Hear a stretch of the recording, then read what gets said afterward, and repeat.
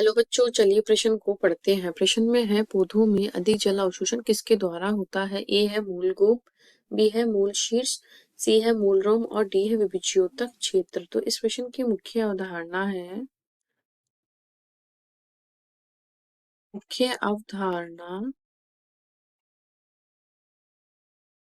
परासरण।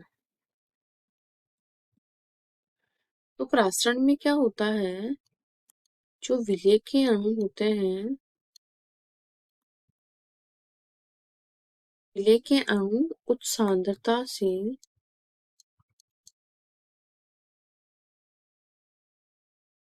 निम्न सांद्रता की ओर, निम्न सांद्रता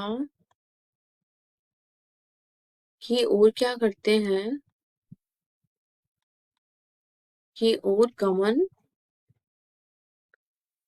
करते हैं। तो इसमें क्या होता है, विलायक के हिसाब से अगर देखें हम हमारी परिभाषा, एक विलयन में विलायक प्लस में विलेय होता है।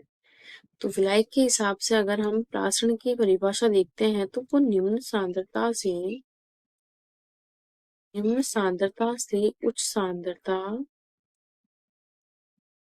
सांद्रता की ओर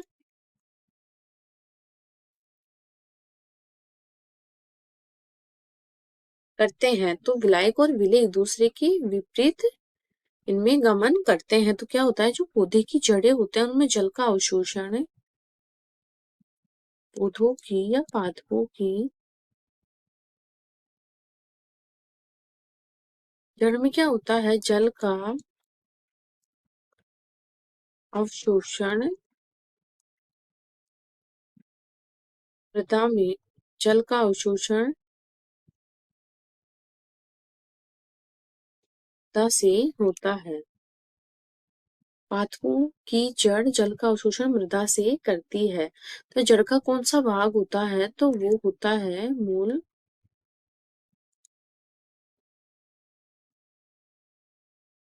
या रूट। इनके द्वारा ही जल का अवशोषण मृदा से किया जाता है। तो इसमें क्या होता है, प्राशन दाब के अनुसार इनमें तो क्या होता है, सांद्रता का अणुओं का जो गमन होता है। तो इस प्रकार हमारे क्या होता है, जो जाइलम उत्तक होते हैं,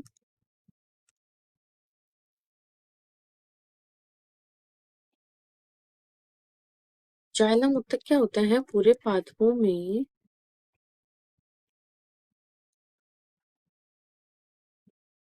में क्या करते हैं, जल की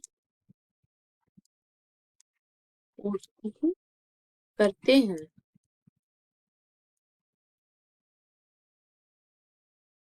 तो इस प्रकार क्या है, सबसे अधिक जो अवशोषण होता है मूल रोम के द्वारा होता है, जो कि जड़ का ही सबसे पहला भाग होता है। उसके बाद क्या होता है, ये मूल रोम क्या करते हैं, जल का अवशोषण मृदा से करते हैं। जो जाइलम उत्तक होता है, अवशोषण करने के बाद वो मूल रोम से हमारे और भागों से गुजरते हुए जाइलम उत्तक तक पहुंचता है। वहां पर क्या करता है, वहां से ही पूरे पादपों में जल की पूर्ति करते हैं।